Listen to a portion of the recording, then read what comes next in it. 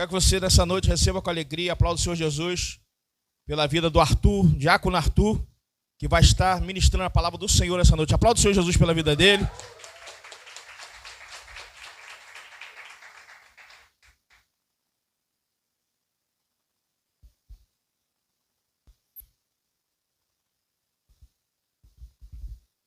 Shalom, queridos.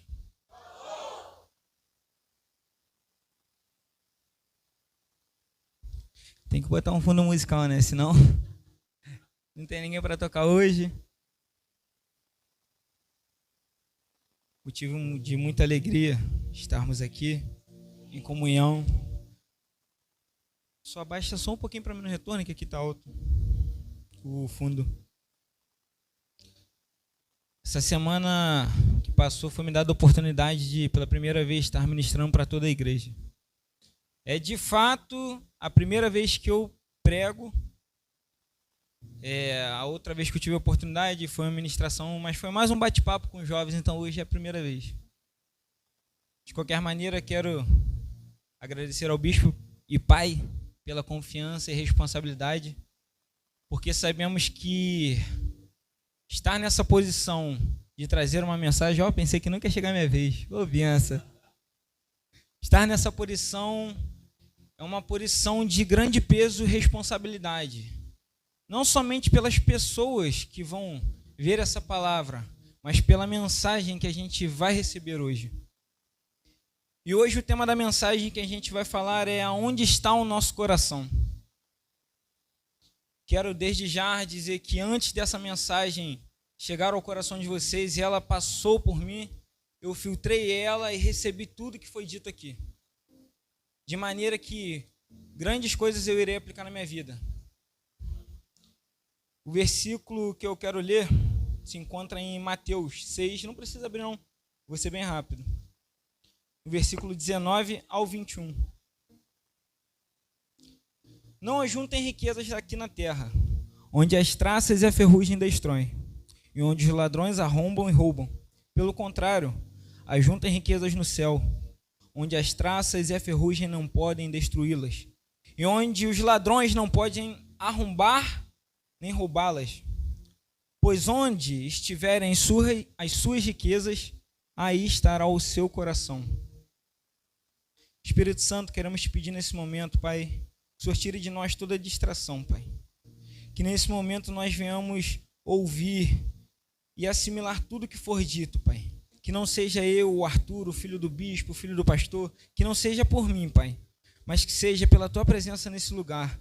Que seja mais uma noite, Pai, do Teu derramar, do Teu mover, mas que não seja por mim, Senhor, porque eu não sou nada sem a Tua presença. Enche, Pai, os nossos corações, que nós venhamos entender essa mensagem hoje. Eu quero ler mais uma passagem para a gente já entrar nesse estudo que se encontra em Colossenses. A gente vai ler, eu vou ler do capítulo 1, versículo 21 ao 25, que diz o seguinte. Aqui é Paulo, quando ele está escrevendo as cartas para as igrejas. Antes vocês estavam longe de Deus e eram inimigos dele por causa das coisas más que vocês faziam e pensavam. Mas agora, por meio da morte do seu filho na cruz, Deus fez com que vocês ficassem seus amigos, a fim de trazê-los à sua presença, para serem somente dele, não tendo mancha nem culpa.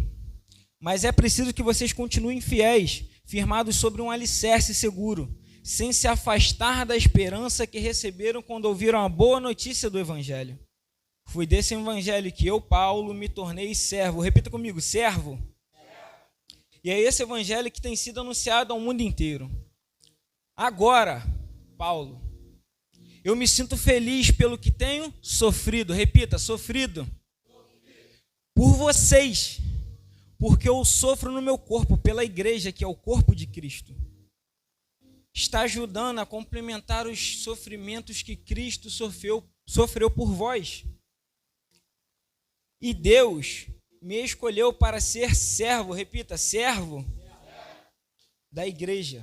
E me deu uma missão que devo cumprir em favor de vocês. Essa missão é anunciar de modo completo o Evangelho. Complementando no capítulo 4, versículo 18, Paulo encerra dizendo: não esqueçam que eu, Paulo, estou na cadeia. Ué, mas o mesmo Paulo que está na cadeia não era o Paulo que estava dizendo que, independente das condições do sofrimento, eu, servo de Deus, levarei a mensagem, o amor de Cristo. E falando hoje sobre aonde está o nosso coração, diga, aonde está o nosso coração? O que me chamou a atenção em relação a Paulo foi em pensar que, independente do momento, da circunstância, do lugar onde Paulo estava, o único foco dele era: eu tenho que pregar o Evangelho, eu tenho que levar a mensagem de Cristo. Quando Paulo está escrevendo essas cartas, é para nada mais, nada menos que alertar a igreja. É para mostrar a eles o caminho, para dizer para eles aonde tem que estar o seu coração. Paulo sabia onde estava o coração dele. A preocupação de Paulo não é como ele sairia daquela prisão, não é o que ele faria, não é com as pessoas que estavam preocupadas com ele, não. Paulo se preocupou em levar a mensagem, porque o coração dele estava nisso. O nosso coração tem que estar focado no nosso propósito, independente das circunstâncias de hoje, independente das circunstâncias do amanhã, nada pode tirar o nosso coração do lugar certo. Cada um tem um propósito em particular. Eu acredito que, como eu e muitas pessoas que eu conheço, muitos já ouviram pessoas entregarem que você vai ser isso, que você vai ser aquilo. E como eu já me questionei, penso, caramba, já ouvi tantas vezes falarem isso, mas nunca chega a hora. A questão é, a hora nunca vai chegar se você não der o primeiro passo. É fácil você receber de alguém que você será um pastor, um bispo, que você irá ganhar pessoas, mas se você não tomar o primeiro passo, a hora nunca vai chegar. E eu entendi isso. E eu recebi isso no meu coração. As coisas só começam a andar na nossa vida quando estamos com o coração no lugar certo. Às vezes, colocar um coração em vários lugares, ao invés de tornar mais fácil tudo aquilo, torna mais difícil. E quando Paulo escreve essas cartas para alertar e direcionar as igrejas a um caminho, o que me faz pensar é, cara, essas pessoas tiveram o privilégio de ver Jesus. Quando ele fala nessa passagem, Jesus já havia sido crucificado e morto. Eles tiveram o privilégio de ver, de alguns deles, eu acredito, de fazer parte dos milagres de Jesus. E eles não abraçaram a oportunidade que tiveram de andar lado a lado com ele. E muitos desses que receberam as cartas de Paulo já tinham seu coração fundamentado na coisa certa. Mas por fraqueza, por dificuldades da vida, por necessidades de suprir um vazio, tiraram seu coração de onde estava. Estudando sobre isso, eu parei para pensar, porque eu tenho propriedade para falar da minha geração. Essa geração é minha, não tem como. O que vai vir no futuro é resultado da plantação de hoje. Então essa é a minha geração. Não tem ninguém com mais propriedade para assumir o peso e a responsabilidade do que eu para falar sobre isso. Então, pensando sobre a minha geração, eu falei, Deus, tem sido tão difícil ganhar os jovens, tem sido tão difícil ganhar pessoas. Mas a partir de que momento aconteceu que as coisas começaram a se tornar tão difíceis? Antigamente, tudo era mais fácil. Para ganhar pessoas, para você consolidar pessoas que já frequentavam a igreja. E eu sentei e pensei em mim mesmo.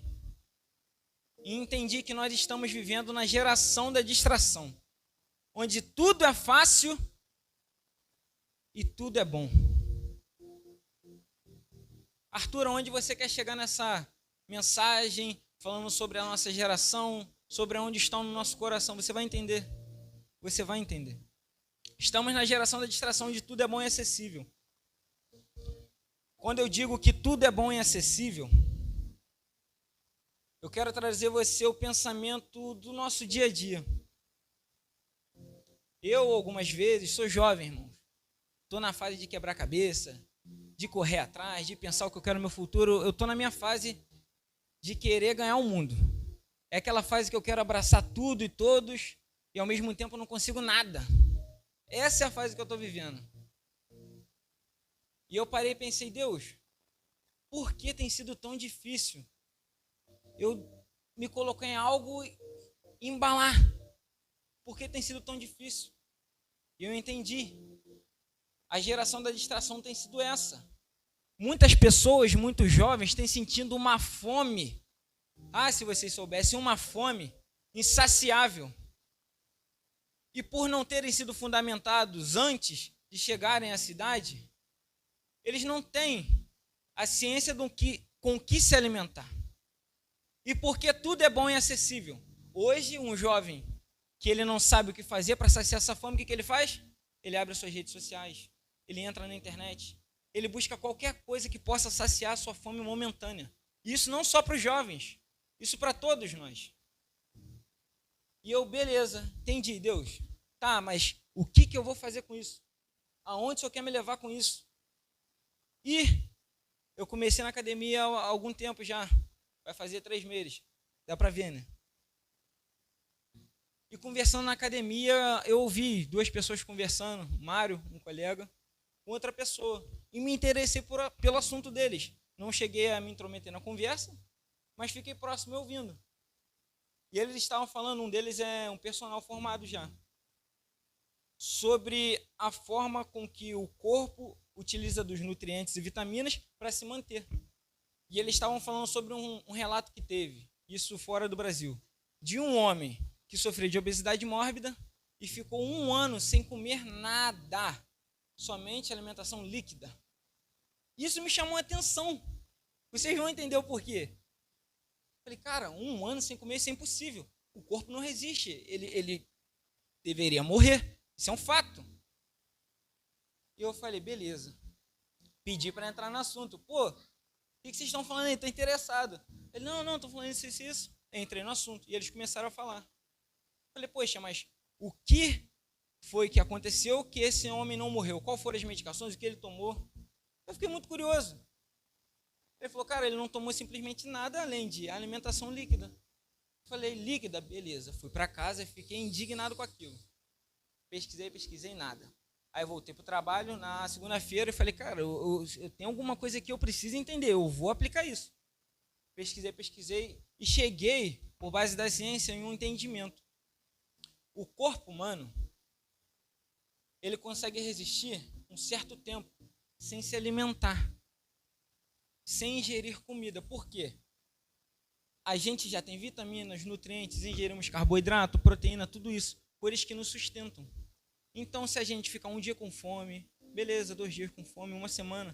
Infelizmente, quantas pessoas nós não vemos na rua que passam fome, que têm necessidade e não morrem?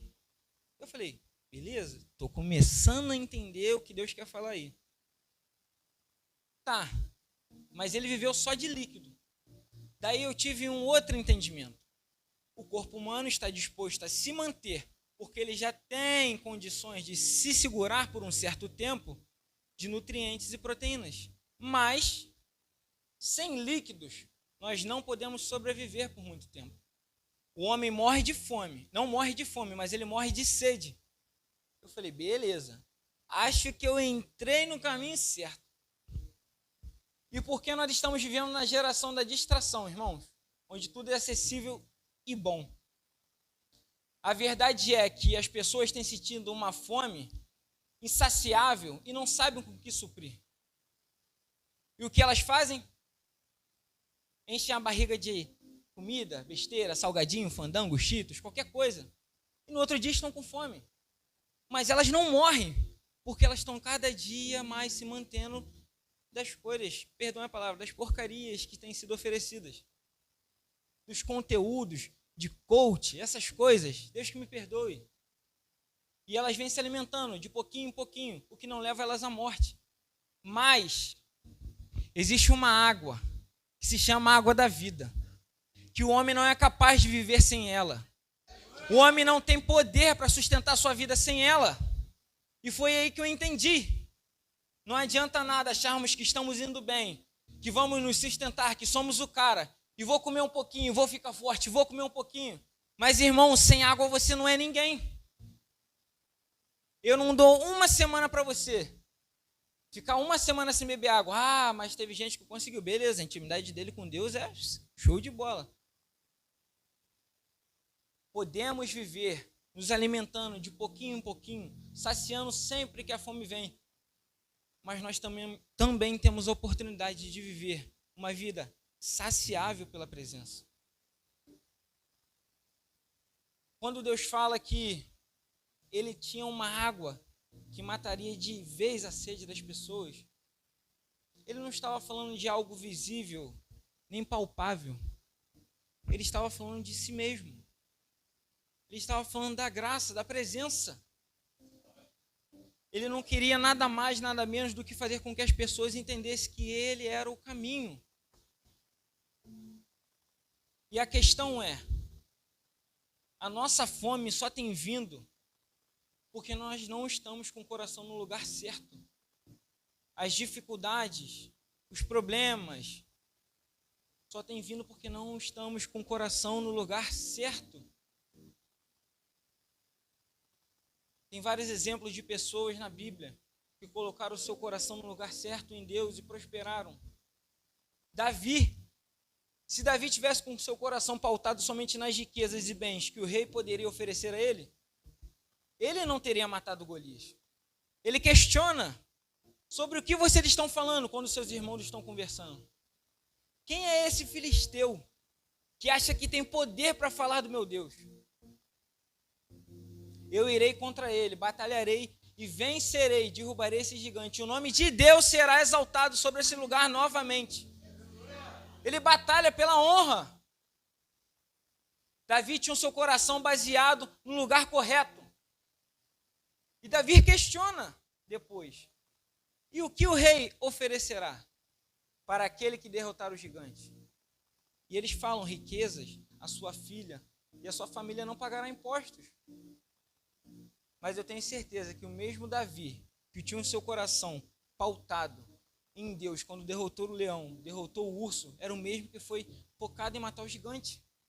O problema é, estamos visando o nosso futuro, estamos visando o que queremos conquistar, mas não estamos semeando o nosso coração onde devemos semear.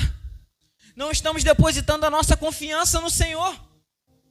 Não adianta de nada falarmos que queremos algo, pensarmos em querer algo, falar que queremos conquistar algo, se não tivermos a atitude de confiar no Senhor. Irmãos, me entendam. Eu não estou aqui para, de maneira alguma, magoar alguém com essa mensagem, se eu estiver sendo grosso, direto, mas eu estou dizendo e passando o que eu senti, o que eu ouvi. Eu tenho 21 anos, estou na fase de trabalhar, pensar no meu futuro, pensar na minha faculdade. Mas se eu distribuir meu coração em cada uma dessas coisas, eu não vou conseguir nada. E é isso, Mateus, Ágata, que tem acontecido com a nossa geração. Estamos pensando tanto em tantas coisas que não conseguimos realizar nenhuma delas da maneira correta. Eu tenho dado aula de música para os meninos. A gente começou na semana retrasada. E é aquela empolgação. Poxa, é uma parada nova, instrumento. Vem naquele embalo, questiona, pergunta. E beleza, eles começaram. E eu fui vendo a empolgação. Aí já querendo atropelar aquelas coisas. Jovem assim, já quer sair tocando, já quer fazer as coisas. Já começa a perguntar o instrumento do outro. Fala, o que é isso? Falei, gente, entendam uma coisa. É legal vocês quererem aprender tudo, mas são etapas. Foquem no que vocês têm como principal. E depois, com o tempo, vocês podem buscar fazer outras coisas, porque vocês já terão uma base. O problema é, estamos querendo fazer tudo e não estamos indo a lugar nenhum. E é isso que tem acontecido. Queremos ter um carro bom, uma casa boa, uma vida boa, dar condições para a nossa família, mas se a gente abraçar tudo de uma vez, a gente não vai chegar a lugar nenhum. Porque o nosso coração está somente em bens materiais. Mateus fala: aonde estiver o seu tesouro, ali vai estar o seu coração. A questão é que o nosso tesouro hoje tem sido em coisas materiais, em coisas terrenas, ou nas coisas que o Senhor tem planejado para a gente. Esse é o meu questionamento, porque eu me questionei. Enquanto eu me preocupar somente com o que eu quero, o que Deus quer para a minha vida nunca vai chegar. Não adianta eu querer hoje o que eu não plantei ontem. Não adianta eu querer uma colheita na qual eu não semei. A questão é, se colocarmos o nosso coração no lugar correto, a semente de hoje pode ser a colheita de amanhã, de depois de amanhã, da próxima semana, a colheita dos nossos filhos, netos, da nossa geração que vai vir. Mas tudo tem que ter um ponto de start, um começo. Não adianta nada você pensar como esses coaches falam, que é só você dar o primeiro passo. Se você não der o primeiro passo e Deus não estiver junto, esquece o segundo, o terceiro, o quarto, e você não vai a lugar nenhum. Porque o seu coração está pautado somente na conquista, mas não em quem vai te levar até ela. O bispo, há muito tempo atrás, ministrou uma mensagem na qual eu não vou lembrar a palavra que ele falou, mas falava sobre o abençoador e a bênção. E ele falava que eu prefiro muito mais estar com o abençoador do que somente com a bênção. Porque o abençoador o tempo todo ele vai estar comigo. Ele sabia onde o coração dele estava quando ele pregou aquela mensagem. Ele sabia onde o coração dele estava quando ele fundou essa igreja. Ele sabia quando o coração dele estava, quando ele fechou a empresa, quando ele dispôs da sua família para viver pela obra. Ele sabia onde seu coração estava quando ele sonhou com as 5.000 pessoas. Ele sabia onde seu coração estava quando ele pintou essas paredes de preto. A questão é, sabemos onde nosso coração está hoje? As nossas preocupações têm sido tão grandes com o nosso trabalho, com nossa vida particular, até mesmo com nossa família. E Deus? Queremos o melhor para os nossos filhos, para nós, para os nossos amigos. Eu falo isso pensando no Azaf. Eu quero o melhor para ele. Mas eu quero que ele viva debaixo do propósito. Foi o que os meus pais escolheram para mim. Foi o que eu escolhi para mim. E seguindo, se não nos alimentarmos da palavra do Senhor, pereceremos. Em Provérbios 4:23 fala: sobretudo, guarde o seu coração, porque dele procedem as fontes da vida. Estamos na geração da distração. Se não estivermos a todo instante atento, observando, ouvindo e analisando o que tem sido falado, nós iremos cair em ladainhas, me perdoe. Nós iremos cair nesses contos de coach que têm sido contados. Devemos guardar a todo instante o nosso coração.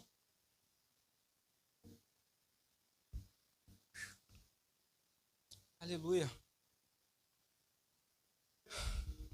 Guardar o nosso coração é nada mais do que viver em comunhão e em intimidade com Deus. É simples, né? Quando a gente fala é tão simples. Mas é simples ao ponto de você sacrificar a sua vida para isso? É simples ao ponto de você dedicar um final de semana, se o que seja isso? A buscar, a orar? É simples ao ponto de você estar disposto de, ao invés de saciar uma vontade sua, independente de qual seja, para poder fazer a obra do Senhor? Como foi dito na palavra de oferta, numa esmola. É simples ao ponto de você ter coragem de dar R$2 a uma pessoa? Quando o nosso coração está no lugar certo, se torna simples, por mais difícil que seja. Porque nós não nos preocupamos com as coisas futuras, porque temos a certeza que, independente de qualquer mal que vier, o Senhor estará conosco. Estamos vivendo um propósito. Seja ele para daqui a 10 anos, o Senhor nos recolher, daqui a 20 anos, independente. O propósito de Deus sempre será melhor do que as nossas escolhas. Mas esse propósito só irá se realizar nas nossas vidas se estivermos com o coração pautado no lugar certo. E, aproveitando sobre esse conteúdo que me interessou, sobre academia e nutrição, eu fui fazer uma pesquisa própria para mim, que por algum acaso eu acabei botando ela na palavra. Não me pergunte como, porque eu também não sei. E foi em relação a resultados. Estudos mostraram que resultados visuais e psicológicos levam 3 meses para acontecer. Como foi dito, o problema é que muitas pessoas querem colher hoje o que não plantaram ontem. Colocar o nosso coração nas mãos de Deus, no propósito, no lugar certo, não é a certeza de ter um resultado imediato de que as coisas vão andar e de que as coisas vão mudar. E eles estavam conversando sobre esse cara, que ele viveu sua vida inteira só comendo mal, comendo coisas erradas. E levou 1 ano para ele ter alguma mudança no seu corpo, por causa da gravidade que ele tinha chegado. A questão é, muitas pessoas até colocam seus corações no lugar certo, como foi falado sobre as cartas de Paulo das igrejas. Mas, por não verem resultados imediatos, elas retrocedem. E tem sido assim hoje na vida de muitas pessoas que já fazem parte da igreja, que já frequentam. Elas acham que é somente aceitar Jesus, que as coisas vão andar, e ela vai fazer parte disso.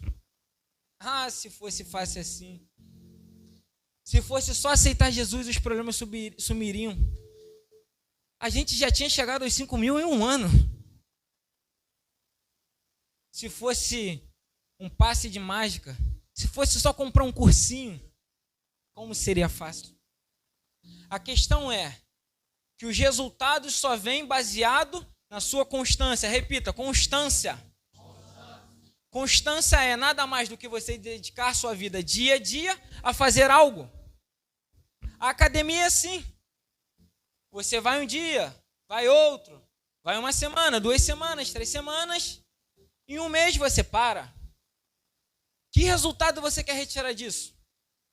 Eu conheço pessoas que fizeram isso e tiveram apenas um resultado. Um débito no seu cartão. Mais nada. Não adianta você querer mudar uma vida inteira em 1 semana, irmão. Constância é a chave para o sucesso em tudo que nós fizermos. Mas a fé é a certeza do resultado. Não adianta a gente colocar o coração, porque queremos um bem, queremos conquistar algo, se não tivermos a fé, se não tivermos a verdade conosco, de que aquilo não será usado somente para nós, mas para cumprir o propósito. E assim foi com Paulo, preso, sofrendo, aflito. Ele não cessou de escrever as cartas, ele não parou de enviar as mensagens, porque ele sabia o propósito, ele sabia onde está o seu coração. Isso mexeu comigo. É muito difícil viver nessa geração da distração e não ser contaminado. É muito difícil viver nessa geração ouvindo um monte de besteiras que tem sido falado na internet, envolvidas com política, com tudo que tem sido espalhado, e não ser contaminado. A questão é que enquanto não tivermos o nosso coração no lugar correto, essas coisas irão nos atacar e irão nos atingir.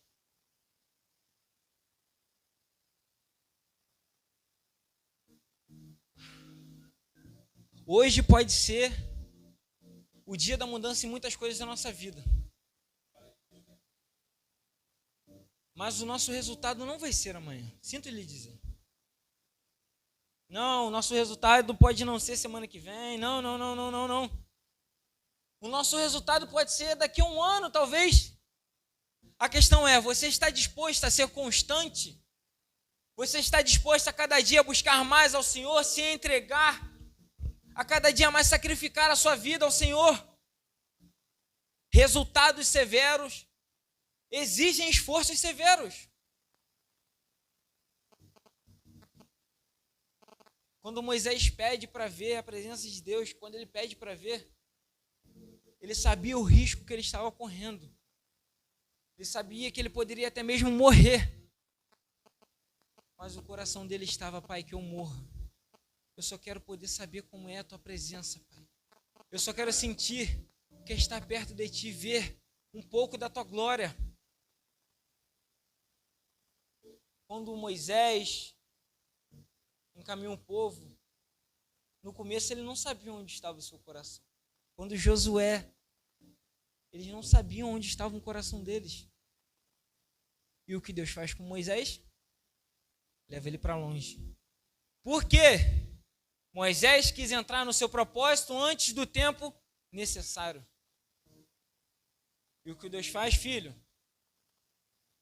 É o seguinte: foi uma vida inteira vivendo longe de mim. Agora a gente tem um processo. A gente tem que encaminhar o seu coração para o lugar certo, para então entrarmos no propósito. E Deus leva ele para outro lugar e trabalha com Moisés. E é isso que ele tem vontade de fazer conosco. Mas a questão é, se não formos constantes, como Moisés foi, nunca estaremos prontos para exercer e cumprir o propósito que Deus tem em nossas vidas. Colocar o nosso coração no lugar correto é saber que poderemos sofrer, ser atingidos, atacados, mas nunca pereceremos.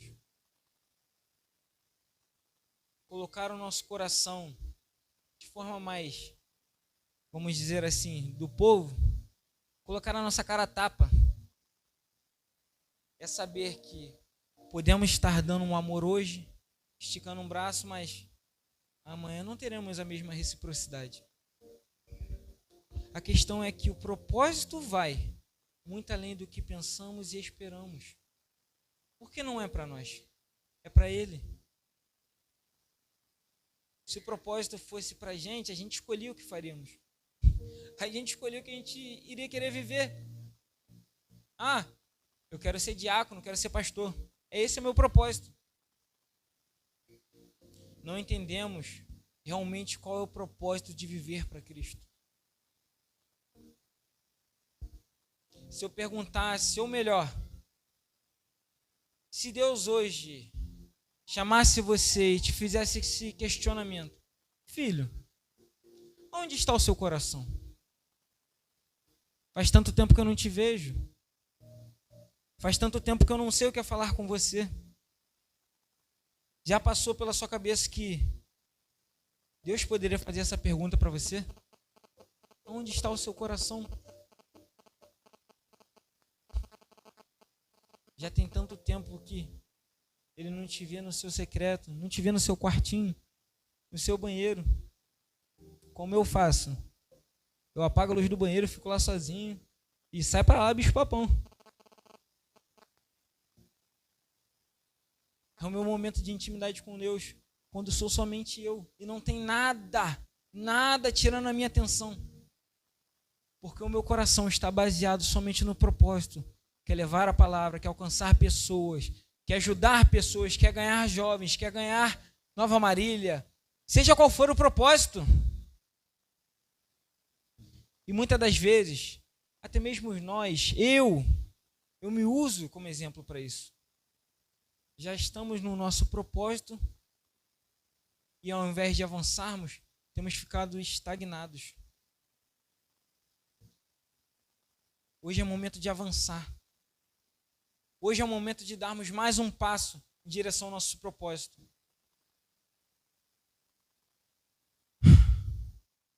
Meu objetivo com essa palavra é somente fazermos pensar se estamos com o nosso coração no lugar certo. Sei que temos nossas obrigações, nossas contas para pagar,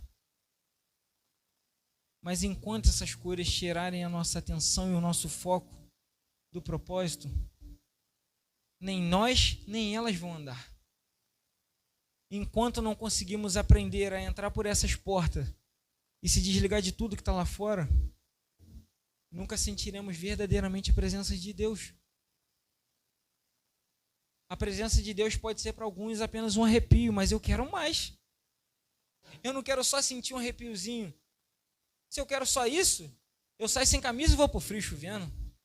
Eu dou o meu jeito. Não quero viver só de sensações e sentimentos. Eu quero viver de visões. Eu quero viver tendo intimidade com o Pai.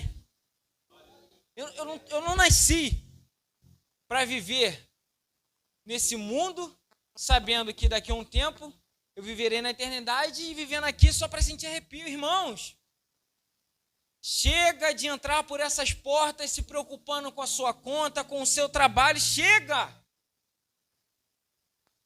A igreja é um hospital, como muitos dizem. Não é uma psiquiatria, me perdoe. A gente não está aqui somente para ficar pensando nos problemas que cada um tem, como nós também temos, como eu também tenho. É momento de entrarmos aqui, esvaziarmos a nossa mente e abrirmos o nosso coração para recebermos a palavra do Senhor que é entregar. Sermos cheios da presença. Só conseguiremos fazer essas coisas, avançar nas nossas vidas, independente da área, quando colocarmos o nosso coração no altar e dizer: Senhor, tens o controle da minha vida, tens a minha vida em tuas mãos, toma a direção e me guia, Pai. Precisamos tomar um ato de coragem para avançarmos. Me perdoe se eu estou parecendo ignorante. Vocês me veem como um garoto brincalhão que fala com todo mundo, mas não é momento de brincar. Porque da mesma maneira que eu recebi essa palavra, eu estou querendo fazer com que entendam que estamos anulando o nosso propósito, estamos perdendo tempo nessa terra. Estamos perdendo pessoas que já poderiam ter sido ganhas, porque não estamos dispostos a viver o nosso propósito. Precisamos botar o nosso coração somente em alguma coisa. Chega de pensar só em dinheiro, só em casa, carros, só em pensar em nós. Chega desse egoísmo. Eu fui por muito tempo na minha vida egoísta, porque não tinha entendido e aceitado o meu propósito, mas hoje não. Eu decretei que a partir de hoje, o meu propósito, aquilo que Deus preparou e separou para mim, irá fluir na minha vida. E por meio da minha vida, não por meio de mim, por meio da minha vida, muitas pessoas conhecerão o Evangelho e entregarão as suas vidas. Não é por mim e não é por elas, é para elas.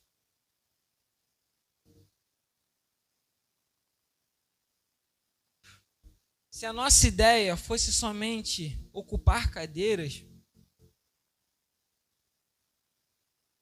a gente não estaria realizando o nosso propósito. Se a nossa ideia fosse só puxar pessoas por essas portas e colocar ali, seria fácil. Se a ideia do nosso bispo fosse somente pegar e largar, mas não. O amor que essa igreja tem pela obra, por cumprir o ministério que Deus deixou na terra, é tão grande que às vezes sacrificamos até a nós mesmos para poder ajudar o próximo.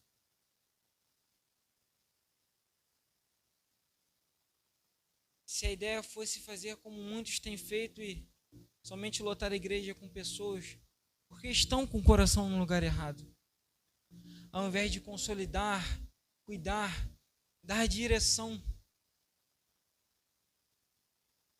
seria muito fácil. Mas Deus deixou claro para a gente que não ia ser fácil.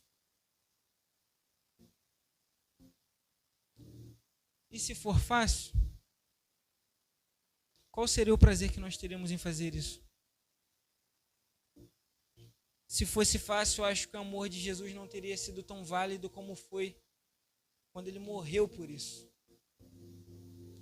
Se pregar o evangelho, ganhar pessoas fosse fácil,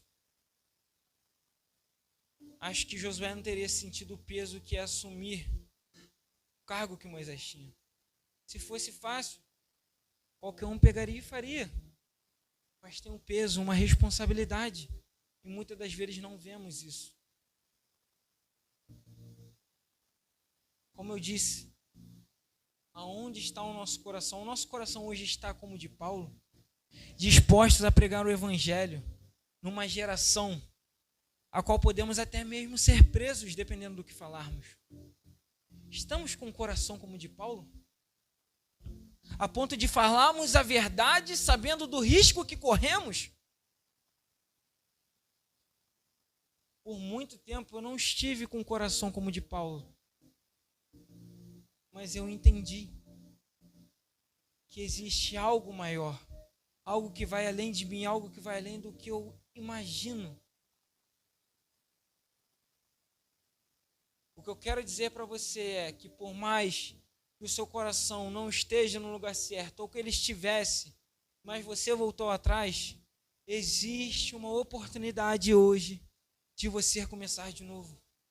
Colocar o seu coração no lugar certo, depositar a sua fé somente em Jesus. E eu queria convidar vocês a se colocarem de pé. E também oferecer a vocês a oportunidade de hoje. Independente de quem você seja, da sua posição, eu não quero saber aonde você botou o seu coração. Mas eu quero te dar a oportunidade hoje novamente de colocar o seu coração no altar, entregar nas mãos de Deus. Eu não estou fazendo um apelo para você aceitar Jesus, eu só estou te dando a oportunidade de falar: Deus, eu quero confessar e dizer que o meu coração é totalmente teu, depositar a minha fé somente no Senhor. Se por algum motivo as coisas terrenas te tiraram do caminho, se elas te distraíram, desviaram a sua rota, eu quero te dizer que você tem a oportunidade hoje de mudar. Se você já tem um coração como o de Paulo, disposto até mesmo a ser preso ou morrer, como foram com muitos discípulos. Esse é o meu desafio.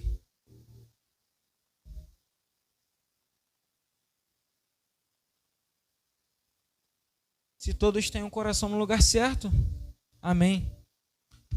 Prosperaremos, avançaremos. Esse é o propósito da igreja. Se o seu coração não está pautado em dinheiro, em bens materiais, avançaremos. Se o seu coração não está baseado no seu trabalho, na sua família, avançaremos. Esse é o coração que devemos ter, baseado em cumprir um propósito, em ganhar pessoas. Vamos fazer uma oração. O bispo já pode vir, vindo para cá, somente para encerrarmos essa ministração.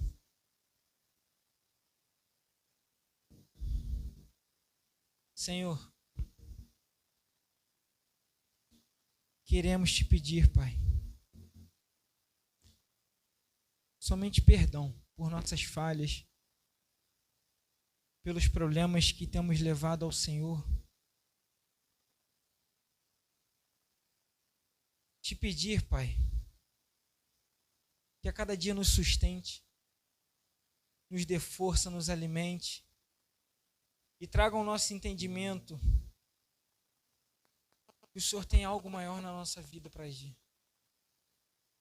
Nos dá a cada dia mais fome e sede e nos dá também a direção e o caminho correto.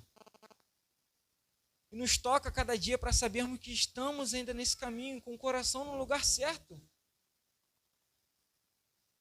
Não nos deixe, Pai, nos perder nessa geração que já tem sido tão atacada. Não deixe os nossos jovens, Pai, dessa igreja de Nova Marília,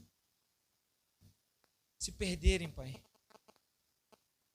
Tudo tem sido tão fácil e acessível. Mas eu creio que, baseado naquilo que o Senhor deixou para nós, em que faríamos coisas maiores que o Senhor fez, nós pregaremos e ganharemos muitas pessoas, muitos jovens. Porque eu aceito isso como nosso ministério, eu aceito isso como o meu ministério. E digo isso publicamente em oração. porque confesso que acredito no propósito que o Senhor entregou em minhas mãos.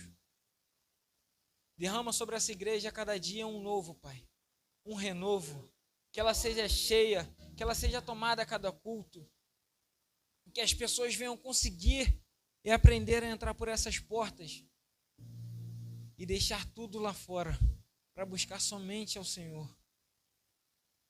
Te agradecemos, Pai, por mais um culto, pela oportunidade de nos entregarmos novamente, Pai, e render graças ao Senhor.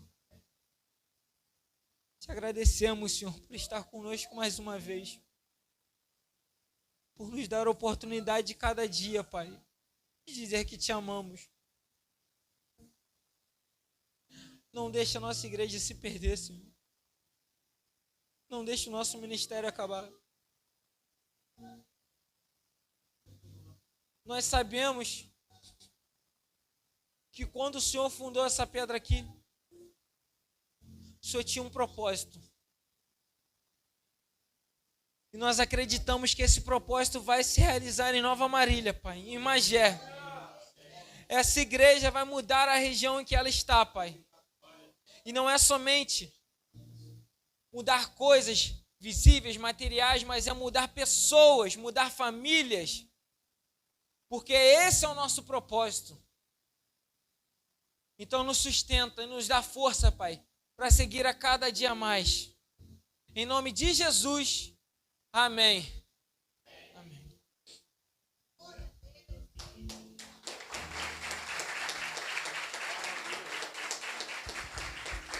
Sede firmes, constantes, sempre abundantes, sabendo que o vosso trabalho não é vão no Senhor. Constância é muito importante na vida. Nós vamos viver momentos, vários tipos de momentos na nossa história, na nossa vida. Mas a Bíblia diz que os que confiam no Senhor são como os montes de Sião, que não se abalam, mas permanecem para sempre. Deus abençoe tua vida, Deus abençoe a tua casa, que Deus abençoe você. Sexta-feira as mulheres aqui na TPM, convide alguém para estar aqui, convide a mulher, tem sido muito edificante. Domingo nossa ceia, culto da família, convide sua família para estar aqui conosco, para a gente poder adorar o Senhor. E depois do culto, as mulheres guardem só um minutinho que a pastora quer falar com vocês, tá bom? Estenda as suas mãos, que a graça de nosso Senhor e Salvador Jesus Cristo, o amor de Deus nosso Pai e a comunhão do Espírito Santo estejam com todos, não somente agora, mas para sempre. Digamos juntos: Ministério Palavra de Vida, uma igreja de dentro para fora, um cuidando do outro e todos cuidando de um. Deus abençoe a tua vida, vai em paz, não deixe de cumprimentar o irmão que está perto de você. Um fim de semana abençoado.